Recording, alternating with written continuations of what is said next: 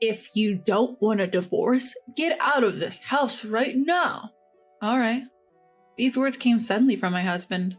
Obviously, I was taken aback. He must have been quite confident that I wouldn't file for divorce to go to such lengths to intimidate me. When I couldn't take it anymore, I decided to seek advice from someone else. My name is Anna. I'm a 30-year-old office worker. My husband, James, and I are about to celebrate our 5th wedding anniversary. We're still waiting for the blessing of a child. This has led to a constant barrage of questions from my mother-in-law about when she can expect grandchildren. My father-in-law passed away years ago. My mother-in-law lives on the inheritance he left behind. Honestly, I feel on the verge of a nervous breakdown with her constant prodding about grandchildren. Actually, I might already be there. Despite seeing me like this, my husband James doesn't lift a finger to help. In fact, he recently started siding with his mother, blaming me for our troubles. I used to adore him for his kindness when we were dating, but after we got married, his attitude completely changed. Without any consultation, he decided we would live near his childhood home. On my days off from work, I am summoned to his parents' house and made to do housework all day long. Of course, there are no breaks. While I'm busy with chores at his parents' house, the two of them either go out together or stay in watching TV and laughing. I was even yelled at once for making too much noise with the vacuum cleaner. After that, I was forbidden to use it and was told to clean with a broom and a rag instead. Then my sister-in-law moved back home. She was originally living in a neighboring town, but due to some personality conflict, she had recently moved back. Her return has only added to my burden. She has a 4-year-old daughter and expects me to make her kindergartner's lunch every day. When I tell her that it's impossible because of my job, I get yelled at by my mother-in-law saying, "Your sister-in-law is dealing with the aftermath of a divorce." My husband says, "Don't you want to be useful to the family?" And my sister-in-law herself, she says, "It'll be good practice for when you have a child of your own, so you should be thankful." So I end up waking up at 4 a.m. every morning. I make my niece's lunchbox and breakfast for my in-laws, then head back to my place, finish my own housework, and go to work. That's the brutal routine I've been forced into. My husband, of course, doesn't lift a finger to help with any household chores. The only time I get to rest is during my break time at work. One day, after living this exhausting routine for a while, my husband dropped a bombshell on me. "Oh, by the way, Anna, you should quit your job." "What?" "I've talked it over with my mom and sister. You know, she's going through a rough time, you understand?" "No, I don't get what you're saying." "Listen, I mean quit your job and take care of the house." He snapped at me before storming off to take a bath. I couldn't see the connection between my sister-in-law's divorce and me quitting my job. My husband is stuck in a dead-end job. And there are months when I earn more than him. Does he really think we can live off his salary alone? Neither my mother-in-law nor my sister-in-law work. I can't understand why they can't handle the housework. Feeling like I couldn't handle any more of this, I grabbed my car keys and drove off to one place that came to mind. That place was my childhood home, a bit far from the apartment we live in now. My parents had moved overseas and no one currently lived there. Because my parents are the worrying type, I couldn't bring myself to talk to them about the matter. Whenever something unpleasant happened, I'd come here. This is my home, filled with precious memories. As I was lost in these thoughts, my phone rang. It was my husband. "Hey, I just got to the bath and you're gone. Are you back at your parents' place again?" "Yes, so what?" "Could you stop running back home every time something goes wrong? We're not kids." My husband loves my parents' house, but his words simply didn't resonate. "I'll be working from here for a while, and no, I won't go to your parents' house either." "Stop messing around. Come back home now." Defeated by his forcefulness, I returned to our house. Afterwards, I quit my beloved job in the fashion industry. My clueless coworkers speculated I might be pregnant. I was given no free time, made to manage the household all day. Even when I caught a cold and ran a high fever, no one seemed to care. I had become a servant in this house, a slave, to put it bluntly. However, one day, amidst this lifestyle, something happened. Guess what? My sister-in-law was getting remarried. Moreover, her fiancé was an executive at a major corporation earning a substantial income. It was quite a shock. My sister-in-law isn't exactly a beauty, and her personality leaves a lot to be desired. I understood everyone has different tastes, and there are all sorts of people out there. The entire in-law family was celebrating, shouting about how she was marrying into money. My sister-in-law, full of pride, showed me a photo of the man. Huh? This man. I thought, looking at the photo when my husband said something unbelievable. Because of this, Anna, your parents' house will become my sister's family place. Wait a minute, that house is what my parents left for me. It's not for you to decide. The whole family has decided. You who lives off my money don't have a say in this. Was the person standing in front of me a devil in human skin? That house was left for me by my father, a place for me to live if I ever had children. James should know this. Why can he act so selfishly? My heart was at its limit. As if to add insult to injury, my mother-in-law said, "You can't even give us a grandchild. Can't you be useful around the house for once?" There was no one on my side in this house. I returned home, hastily packed a few belongings, and headed to my parents' house. I made a firm decision in my heart. I would never go back. A few days later, having received no calls from my husband, I thought he might have reconsidered. Then suddenly the doorbell rang. Standing there were my husband and sister-in-law. "What are you doing here?" "We thought we should take a look around soon," my sister-in-law said, barging in. Despite my pleas for them to stop, they ignored me, snooping around the house. They treated me as if I was invisible. "This house is pretty nice. Too good for you, Anna." "And when do you plan to move out of this house, Anna? My sister's wedding is coming up soon. Get it together," my husband said, unchanged. As I stayed silent, my husband added, "If you don't want to get divorced, leave now." My husband, confident that I wouldn't divorce him, was grinning with my sister-in-law. Looking my way. Got it. Once I confirmed, my husband seemed pleased, saying it's all he wanted to hear. Apparently, under the guise of celebrating my sister-in-law's wedding, they are planning a long, family-only trip, starting tomorrow.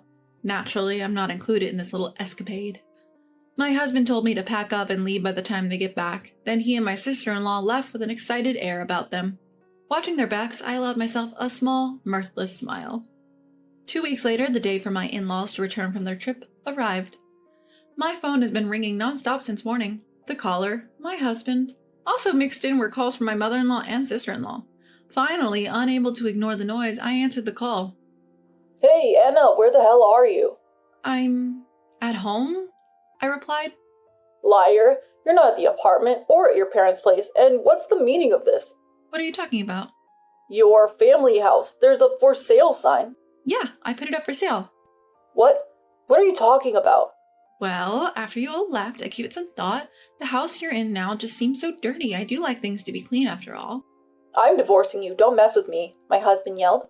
That was going to be my line. Let's talk to our lawyers from now on. With that, I hung up on him while he was still shouting. On the day my husband and sister-in-law returned, I had already been in touch with a certain person. He was a friend of my father's, who runs a real estate company. I didn't know anything about selling houses, but he kindly advised me and we managed to make a pretty good deal. As a side note, the apartment we had been living in was in my name since my husband couldn't pass the screening process. Of course, since I had no intention of living there anymore, I canceled the lease while they were away and sent all of my husband's belongings to his parents' house, cash on delivery. Even afterwards, I kept getting calls from my in-laws, which I ignored completely. I recorded all the unbearable messages they left on my voicemail. According to my lawyer, my husband was hesitating even though he had said he wanted a divorce. It seems he didn't want to lose his maid. I thought it would be a long battle, but then my husband suddenly agreed to divorce. From what my lawyer told me, my husband, mother-in-law, and sister-in-law abruptly showed up at his office saying they would divorce me and to process it quickly. My husband had been reluctant about the divorce, but my mother-in-law told him that since my sister-in-law's new husband was rich, they could hire a new housekeeper with money and get rid of the barren wife and get a younger, newer wife. With that, my husband agreed to the divorce. Moreover, they offered to pay a small settlement on the condition that I would not get involved with them any longer. I thought that was supposed to be my line, but I decided to accept what was offered. Not long after, my sister-in-law got remarried. For a while after that, life was quiet. Taking care of myself was so much easier than I thought. I deeply regretted not divorcing sooner. Well, I'm finally free. Time to enjoy my new life. Just as I was beginning to embrace this thought, an incident happened. Out of nowhere, my in-laws showed up at my new home. The moment I opened the door, they barged in, and my ex-husband demanded, "We need to talk, sit down." Despite wondering who they thought they were, I took a seat, then he said, "Come back home, we forgive you." Unable to close my gaping mouth, I answered, "Excuse me?" I wanted them to leave immediately, so I teased, "Oh, are you talking about your sister's husband? Has he disappeared?" The three of them widened their eyes as if to say, "Why do you know about that?" and stared at me. "What, do you know something? After we registered our marriage, he suddenly disappeared. We can't contact him." The mother-in-law added with a hint of excitement, "On top of that, he ran off with our family's fortune. Was this your doing? You've brought us such terrible fortune, daughter-in-law." She looked as if she would attack me at any moment. Tired of their baseless accusations, I decided to reveal a truth to them. "Wow, I didn't know your sister liked hamburgers so much." What are you talking about hamburgers all of a sudden?" "Don't you know? Your sister's husband isn't some executive at a major company. He's just a part-timer at a hamburger shop." Hearing this, the sister-in-law froze at a loss for words. I continued my story. "In my single days, my friend and I loved to visit different hamburger shops. There was one favorite shop where a certain employee always made mistakes and got yelled at by the manager. The man happened to be the sister-in-law's husband. Since I started dating my husband, he told me, 'No more hamburgers,' so I had given up my hobby. I had recognized the man from a photo the sister-in-law had proudly shown me, but I decided it wasn't my place to interfere and stayed silent. When I showed her the shop's homepage for evidence, she stared intently at her husband's picture in the background. By the way, I visited the shop recently with a friend, but her husband was no longer there. He probably left town." That's marriage fraud." "It seems that's what they call it. I'm sorry for your loss." The mother-in-law, who had been silent, said, "You knew and you didn't tell us. We took care of you, who can't even have children, for years. You owe us." At her nonsensical rant, I decided to reveal another truth I had been keeping. "First of all, I'm not the reason we couldn't have kids. Maybe my ex-husband can let you in on that." The mother-in-law looked at her son in shock, and he guiltily looked down. When we couldn't conceive after our marriage, we decided to get tested at the insistence of the mother-in-law. There was nothing wrong with me, but my husband had a very low sperm count. The doctor told us that he was the reason we couldn't have kids. When the mother-in-law asked about the test results, my husband instantly lied that I was the problem. I was angry, but they just said nonsensical things like, "You have to support your husband." Refusing to face the truth, my ex-husband joined forces with my mother-in-law, pinning all the blame on me in the end. "Look, I admit I was wrong," my ex-husband said. "Once the house sells, we'll get a good chunk of money, right? Let's all live happily as a family again." "Well, we've been through a lot, but let's get along from now on," my mother-in-law chimed in. At the end of the day, I realized they probably came here today with the intention of getting their hands on my money. What a disgusting lot. No chance I'm getting back together with you, and I don't consider any of you family. Upon hearing this, my ex-husband retorted, "Getting a little big for your boots now, aren't you? I know, even if you sold the house, you hardly have any savings. How do you plan to survive?" It seems he had sneaked a peek at my bank account during my single days, and now he had this smug look on his face, as if to say, "Now that you know, do as you're told." To poke fun at my situation, the three of them were smirking at me, so I decided to enlighten them with a little truth. "Sure, my savings aren't that much. See, I told you so. But instead, I've invested in stocks, enough to live without working for the next few years at least." Their faces looked like they wanted to say, "No way," as they stared at me. Actually, since I was a child, my father was interested in stocks and investments. He had a knack for foreseeing things, and I inherited those skills and built up a decent amount of wealth. The money that supported my parents' move abroad was all from those successful investments. Of course, I had kept this a secret from my money-grubbing ex-family. Seeing the disappointed trio, I asked, "You can leave now." "Oh, what was it again?"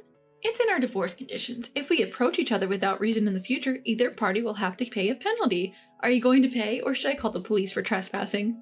The word police scared them off, and they left in a hurry. I immediately consulted my lawyer about the day's events and was told to contact him if the ex-family tried to get close again. As expected, once they knew I had assets, my ex-husband sent me a ton of messages begging to reconcile.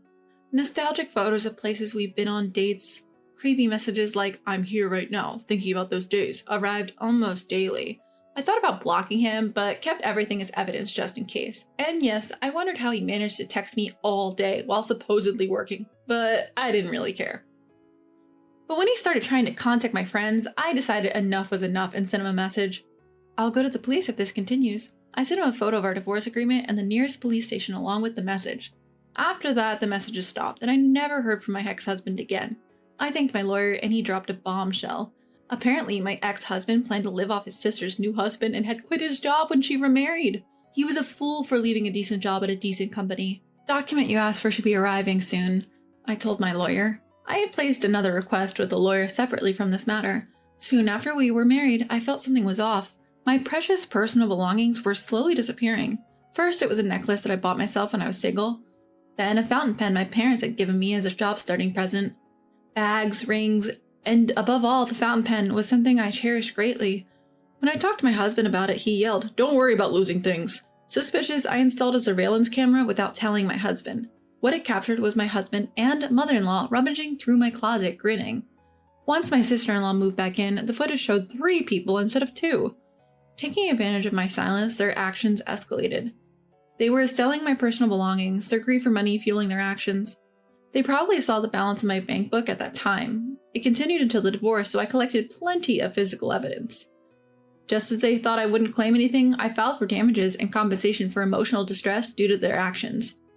They must be panicking right now, but it's their own doing. As for what happened to the 3 of them, my sister-in-law's ex-husband found out about this incident, and it seems he took custody of their daughter. Seeing how my sister-in-law didn't seem to care for her daughter, I felt relieved. Just a while ago, I saw the daughter-in-law and what seemed to be the ex-husband happily holding hands and shopping.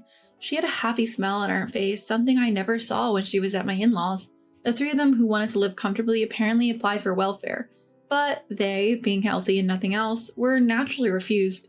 As for my husband, his pride kept him from finding another job.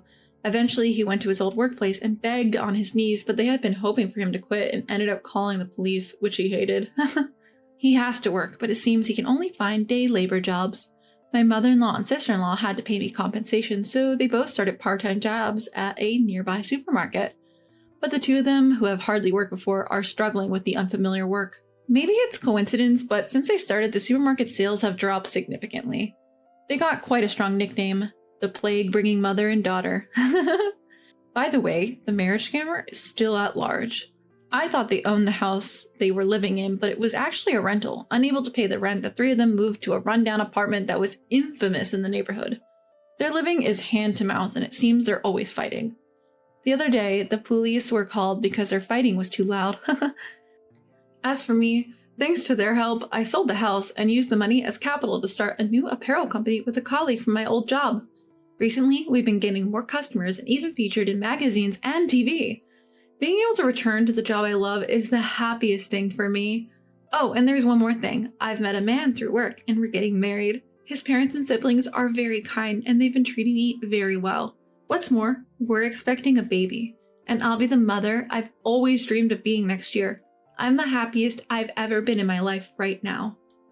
Your husband's a construction worker, making $1,000 a month?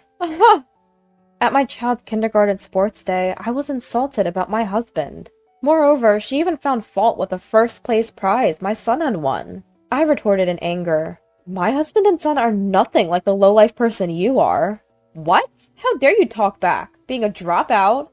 As she and I glared at each other, my husband appeared in his expensive suit and said, "1K is the hourly wage, actually." Suddenly, she was astonished at the identity of my husband, and she ended up completely embarrassed. My name is Lila. While being a mother of 1 and a homemaker, I'm also active online as an essay-style cartoonist. Balancing parenting and work is tough, but it makes my daily life fulfilling. All thanks to my adorable child and loving husband.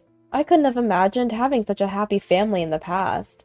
Because I was a school refuser during high school, I only attended for the first year or so. Thinking back, I've always had trouble talking to people. So I couldn't fit in with my classmates, and I became an outcast. I started getting teased by my classmates. Before I knew it, I was receiving terrible harassment from the girls' group. They splashed water on me in the restroom, and they spread strange rumors about me. I began to hate going to school, and I spent my teenage years at home. I think I had given up on life back then, but my parents never abandoned me. Thanks to the support of my kind father and mother, I managed to get back on my feet. I may have dropped out of high school, but life isn't all about educational background. I believed in that lesson, and continued to work hard to find a profession. I studied illustration and started building my work experience through crowdsourcing. After working hard, I managed to grow enough to make a living in this industry. And I also married a good person who acknowledged me. My husband Guire is a roofer who works for a construction company. He leads a busy life filled with sweat and effort every day. On the other hand, our son Martin is 3 years old, a bright and lively little rascal. Though my husband and I were always busy working together, we raised our child with love. Perhaps because of that, our son is growing up to be a good kid, without any problems. Recently, we successfully enrolled him in kindergarten. I was a bit worried, but it seems he's having fun at kindergarten. He even made friends right away. Mom, I'm leaving! Take care on your way! Bye! Today, I'm again seeing off the kindergarten bus, with my son on it. When I returned home, I noticed something. Looking at it, the lunchbox was left on top of the shoebox. And it turns out it's my husband's lunchbox. It seems he forgot to take it to work. So I decided to take the lunch to the nearby construction site, where my husband would be. When I arrived at the construction site, my husband was working hard, dripping with sweat. Don't neglect safety checks. Make sure to stay hydrated. My husband encouraged his workmates. Then he noticed me and came running over. Here, you forgot this. You brought it all this way? Thank you, Lila. Be careful. You know I'm busy too. Sorry. Just slipped my mind. With that, Guire laughed like a child. Just then, a worker's voice called for my husband from the construction site. I'm going then. Lila, watch out for cars. No sooner had he spoken than my husband briskly returned to the construction site. I couldn't help but smile at his spirited demeanor. That's when it happened one day. I was on my way to the kindergarten where my son attends. Today, a parents' meeting was scheduled there. Upon arriving, I headed for the classroom. That was my destination. Suddenly, a voice called out to me from behind. Oh, could it be? Lila? I turned around, and there stood a woman dressed in expensive clothing. Oh, you are... Her name was Emmeline, a high school classmate of mine. Apparently, she too has a child attending this kindergarten. It's been forever, hasn't it? Since high school? Just as she said, it was the first time in over a decade I'd seen her. But I couldn't find joy in this reunion. Why? Because she was the main reason I had refused to go to school back then. You still look as gloomy as ever. Well, our kids are in the same class, so let's get along. With that, she went into the classroom. I was left standing there, rooted to the spot. This is the worst. Emmeline seemed to think nothing of what happened back then. In fact, there wasn't a hint of an apology in her words. Was it a conditioned response? I tensed up just from seeing her. Fear, anxiety, and anger swirled inside me, but I shook my head and came to my senses.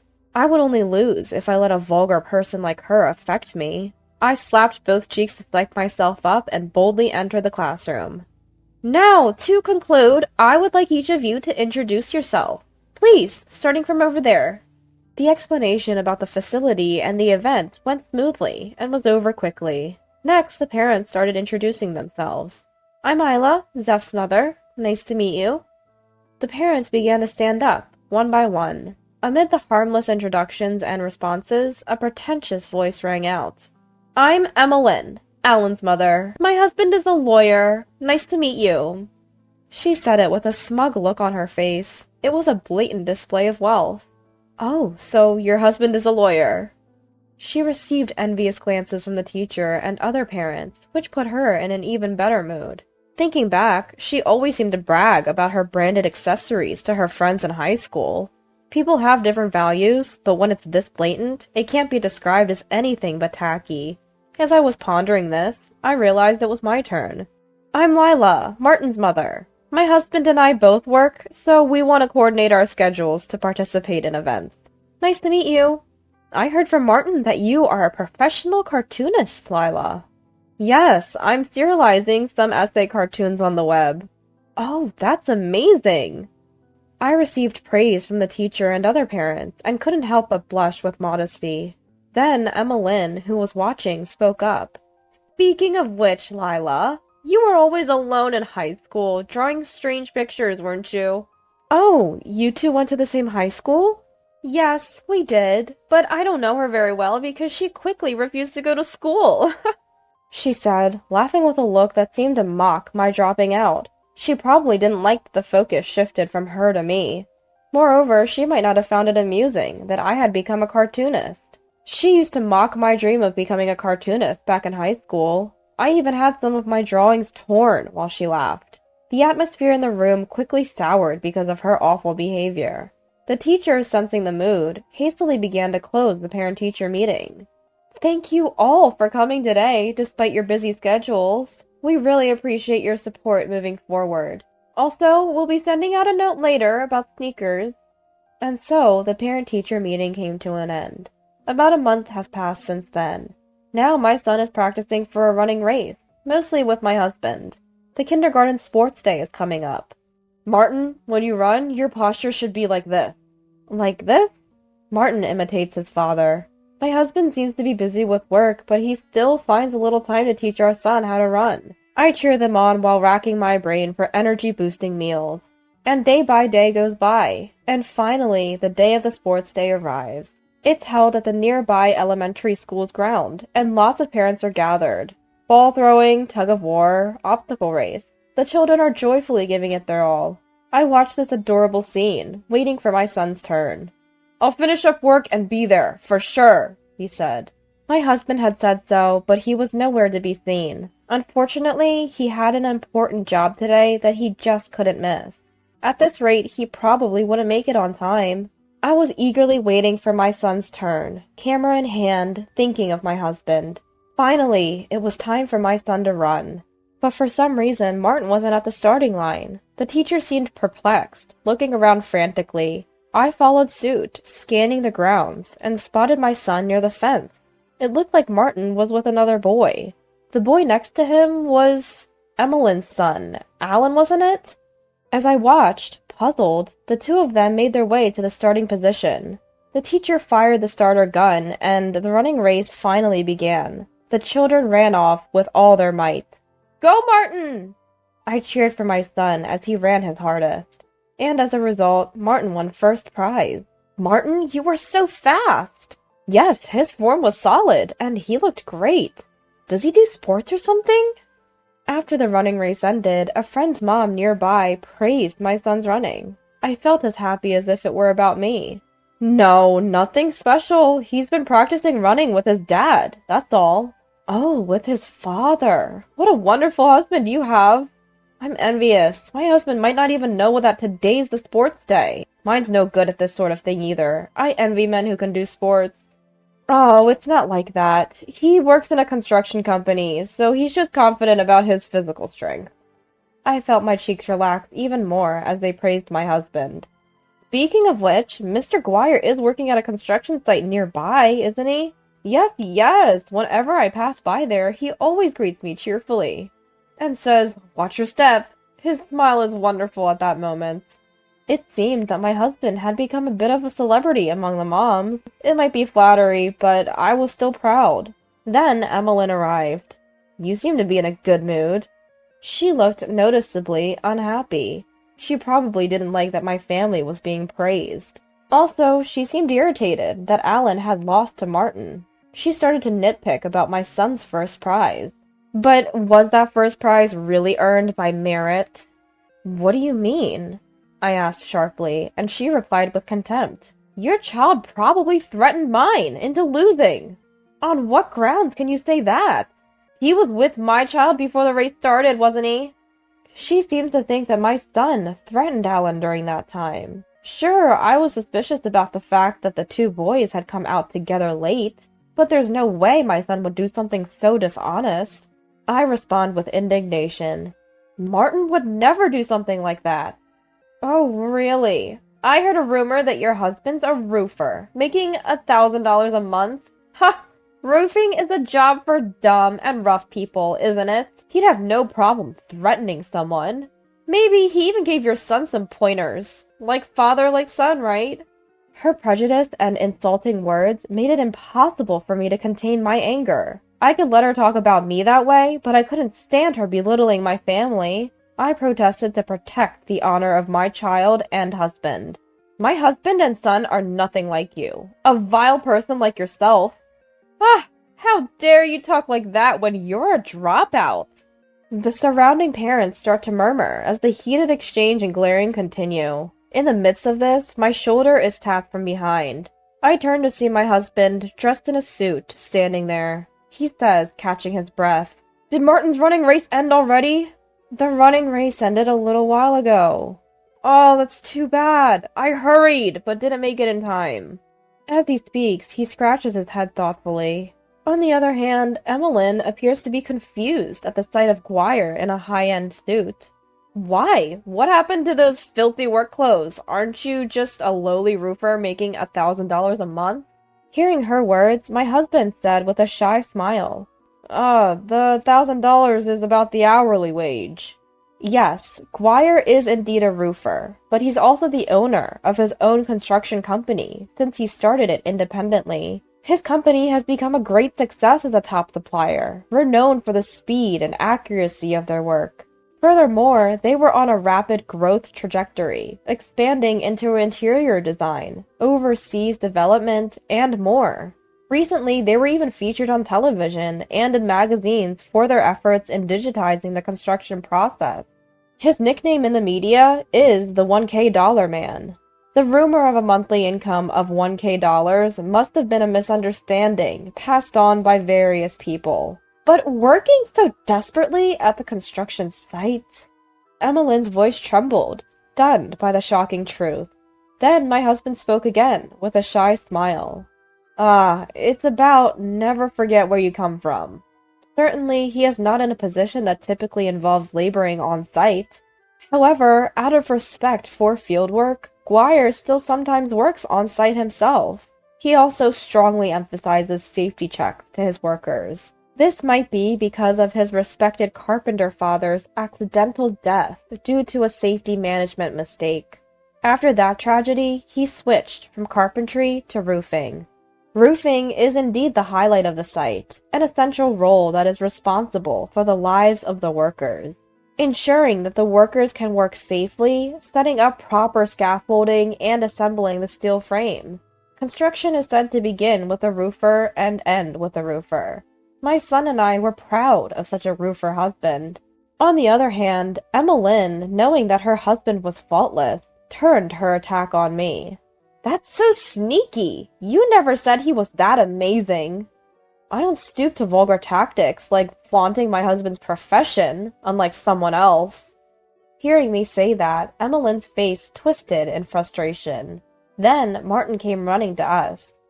I won first prize! Thanks to Dad! Wow, that's the result of intense training! You did a great job! I'm proud of you! Guire rejoiced as if it was his own victory, and patted Martin's head. With an even bigger smile, our son continued. I also tied my friend's loose shoelace before the race. It would be dangerous if they tripped. Those words must have struck Emmeline with a great shock. Now, scornful glances from the parents around her were piercing through Emmeline. She realized that her argument was entirely wrong, and her face twisted in discomfort. It seems the misunderstanding is cleared, so we'll be on our way now. Saying that, I turned my back on her.